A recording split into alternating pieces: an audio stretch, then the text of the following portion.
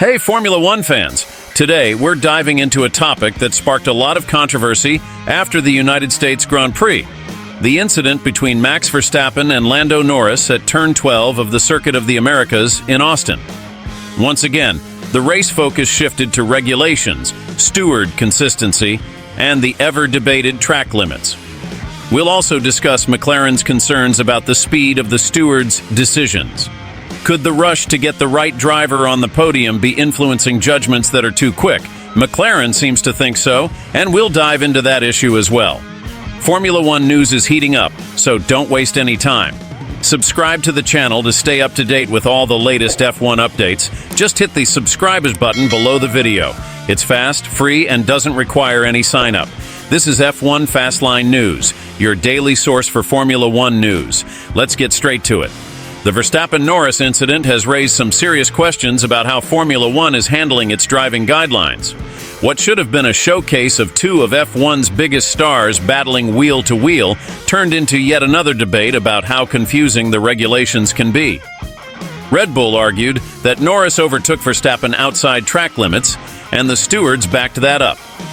On the other hand, McLaren complained that drivers can't just push their rivals off the track. And that brings us to a key point. The current guidelines seem to encourage the defending car to simply not leave space for the rival, especially in tight corners. Verstappen, maybe more than any other driver on the grid, has mastered this rule perfectly. He released the brakes, ensured he was ahead at the apex of the turn, and in the process, left Norris with no space on the exit. A move that, by the rules, is valid. But is it promoting the kind of racing fans really want to see? Mercedes, meanwhile, was furious.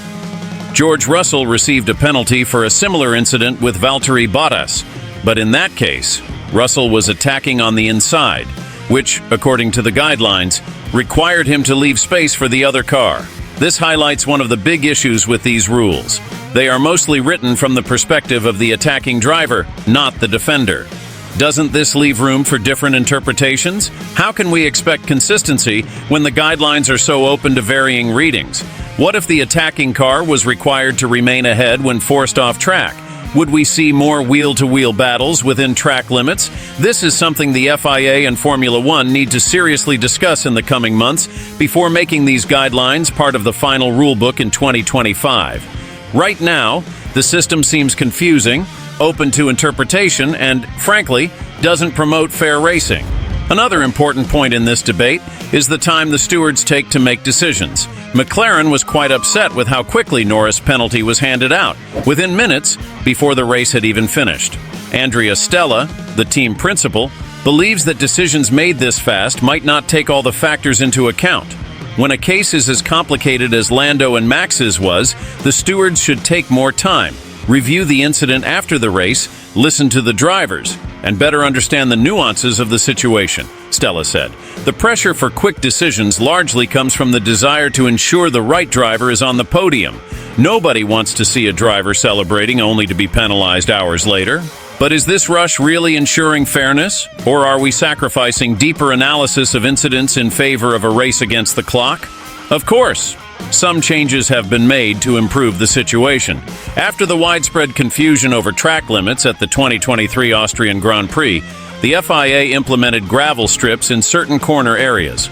The general idea is good, forcing the driver to pay a price for going off limits before even crossing the white line. But would this still imperfect solution have solved the problem in Austin? If there had been a gravel strip at Turn 12, would Norris have pushed for his move on the outside? And would Verstappen have been as aggressive in releasing the brakes to secure the position at the apex? These are valid questions that show how small changes in track design could avoid major controversies in steward decisions. In street circuits, walls already play this role naturally. But on traditional tracks like Austin, which also host motorcycle competitions, implementing temporary or modular solutions could be a viable low-cost option. The Red Bull Ring, which also hosts MotoGP, has already shown that this is possible. In the end, it seems like the answer was right in front of us all along. Let the natural track limits define the rules, taking this burden off the steward's shoulders. Would it be the perfect solution? Maybe not. but it would be a big step toward avoiding subjective interpretations and ensuring fairer races. Share your thoughts in the comments. I'd love to know what you think. And of course, if you're not subscribed to the channel yet, what are you waiting for? Here, we talk about Formula One without holding back, with strong opinions and tons of information. Subscribe, hit the bell icon, and join this passionate community of fans. If you enjoyed this video, give it a like and share it with your fellow Formula One fans. Let's keep growing this Formula One fan community together. See you next time, speeding towards victory.